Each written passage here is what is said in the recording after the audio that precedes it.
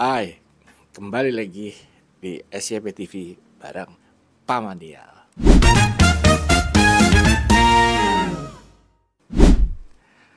Nah, kali ini mau bahas tentang pendaftaran cagup dan cawagup di Pilkada Jakarta. Wah, ini yang menarik. Kenapa? Karena ternyata yang diusung oleh PDI Perjuangan itu bukan Anies, bukan juga Ahok, tapi Prabowo Anung. Nah, keputusan yang diambil oleh PDI Perjuangan, terutama oleh Bu Mega ini, saya yakin sekali ini adalah sebuah keputusan yang matang dan juga bisa menenangkan semua pihak. Kenapa saya bilang begitu? Karena beberapa hari belakangan ini sudah ramai diperbincangkan oleh anak abah di sosial media. Siapa itu anak abah? Nah, anak abah itu adalah sebutan bagi para pendukungnya, mayoritas pendukung dari Anies Baswedan. Di mana anak abah ini merekomendasikan lah Anies ini supaya bisa berpasangan dengan Rano Karno sebagai kader PDIP. Tapi nggak luput juga bahwa ternyata dari internal PDIP atau para pendukung Ahok ini, ya, ini juga mengusung Ahok sangat luar biasa besar. Nah, kenapa akhirnya Pramono Anung? Ini kan jadi satu hal yang menarik ya. Bisa dibilang ini adalah satu keputusan yang nggak diduga sama sekali sama orang banyak. Kenapa begitu? Karena Pramono Anung ini memang bisa dibilang namanya ini kurang moncer di kalangan orang-orang di warga Jakarta. Mungkin dalam kiprahnya di politik, apalagi di PD Perjuangan, nama dia memang sudah cukup besar gitu. Tapi kiprahnya Pramono Anung ini nggak bisa disembarangkan. Karena apa? Karena dia udah pernah di DPR, kemudian dia juga menteri Seskap, ya kan. Kemudian dia juga adalah 10 tahun bersama Pak Jokowi di istana. Nah, kehidupan dia sudah malang buana dan juga sudah enak di istana nih. Tiba-tiba dapat tugas dari Ibu Mega untuk mengemban, untuk mengambil amanah memperbaiki Jakarta. Nah, keputusan untuk mengusung Pramono Anung ini, ya, ini saya sih bisa bilang bahwa ini adalah sebuah keputusan yang sangat-sangat luar biasa hebat. Kenapa begitu? Kita tahu bahwa Anies punya rekam jejak di Jakarta oleh pendukung-pendukungnya itu juga nggak bisa dikatakan baik semua, ya.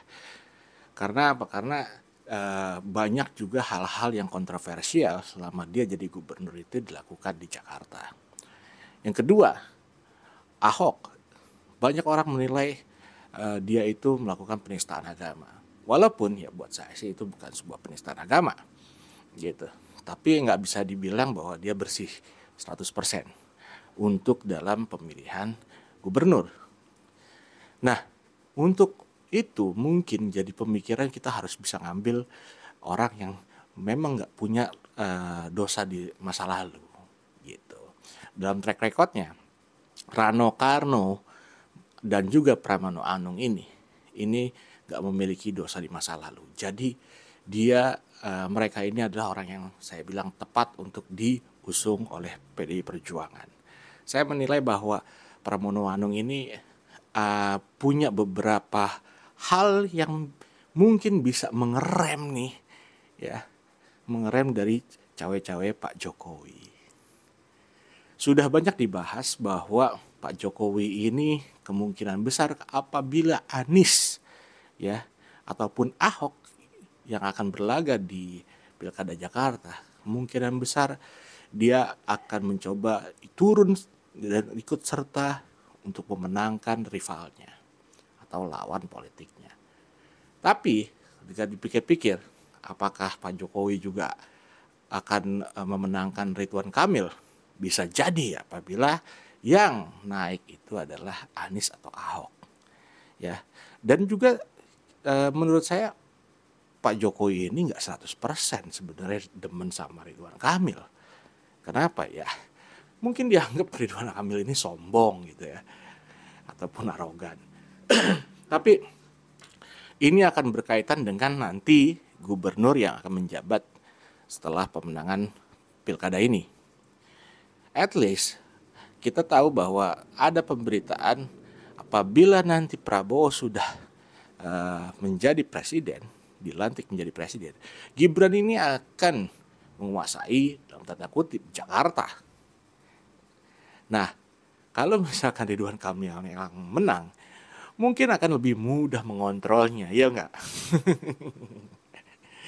Tapi kalau misalkan Anies ataupun Ahok yang menang, itu kan pasti sulitnya luar biasa. Makanya bisa diduga nantinya Pak Jokowi akan turun untuk cawe-cawe. Lantas gimana nih kalau misalkan Pramono Anung nih yang udah mencalonkan diri nih? Apakah Jokowi juga akan ikut cawe-cawe? Menurut saya sih gini ya. Pramono Anung ini udah 10 tahun nih kurang lebih bersama Jokowi di istana.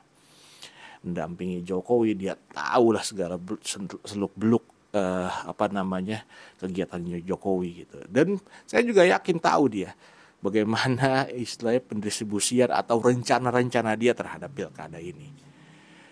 Dengan masuknya Pramono Anung, ya kan, dia pasti akan mengerem. Kenapa? Karena ya dia lagi kan gitu. Mungkin di satu sisi Pak Jokowi juga berpikir dia tahu nih apa yang mau gue rencanain kan gitu. Dan itu adalah sebuah pemikiran dari Bu Mega ataupun dari PDI Perjuangan yang luar biasa, yang kita sama sekali nggak memikirkan itu. Kenapa begitu? Karena Pramono Anung ini nggak pernah muncul sebelumnya, namanya ini nggak pernah ada. Gitu, nggak pernah ada jadi bahan diskusi. Tiba-tiba aja langsung blek. Nah, 1 hari 2 hari muncullah dia. Nah, yang kemudian menjadi perlu diperbincangkan adalah gini. Pramono Anung dia mengatakan bahwa dia udah minta izin nih sama Pak Jokowi untuk bisa ikut jadi calon gubernur. Dan katanya Pak Jokowi mengizinkan, kemudian tertawa terbahak-bahak. Kenapa tertawa? Gitu kan? Itu yang jadi highlight itu. Kenapa tertawa? Ya itu yang saya bilang. Mungkin aja Pak Jokowi dalam hatinya bilang, ya gimana nih, kita mau ikut serta, mau cawe-cawe bingung juga kan gitu. Karena mungkin sebagian besar dari apa yang direncanakan oleh Jokowi di Pramono Anung ini udah mendengar kan. Jadi ini bisa mengerem lah tindak tanduknya Pak Jokowi untuk ikut serta dalam cawe-cawe di Pilkada Jakarta. Nah, menurut saya Pilkada Jakarta ini akan menjadi semakin menarik. Karena apa? Karena dalam satu sisi kita tahu Ridwan Kamil ini masih banyak kontroversinya gitu loh. Ya kan, dari mulai cuitan-cuitannya dia gitu, kemudian nanti persoalan antara klub bola di Bandung dan juga di Jakarta gitu. Bagaimana ini merangkul masa klub bola di Jakarta, sedangkan dia ini sudah terpatri bahwa dia ini adalah klub bola dari Bandung, dan pendukungnya ini kan kita tahu mungkin agak sulit banget untuk dirangkul satu sama lain, walaupun ya mungkin bisa, tapi butuh waktu. Nah, itu aja dari kita, nanti kita sambung lagi. Terima kasih.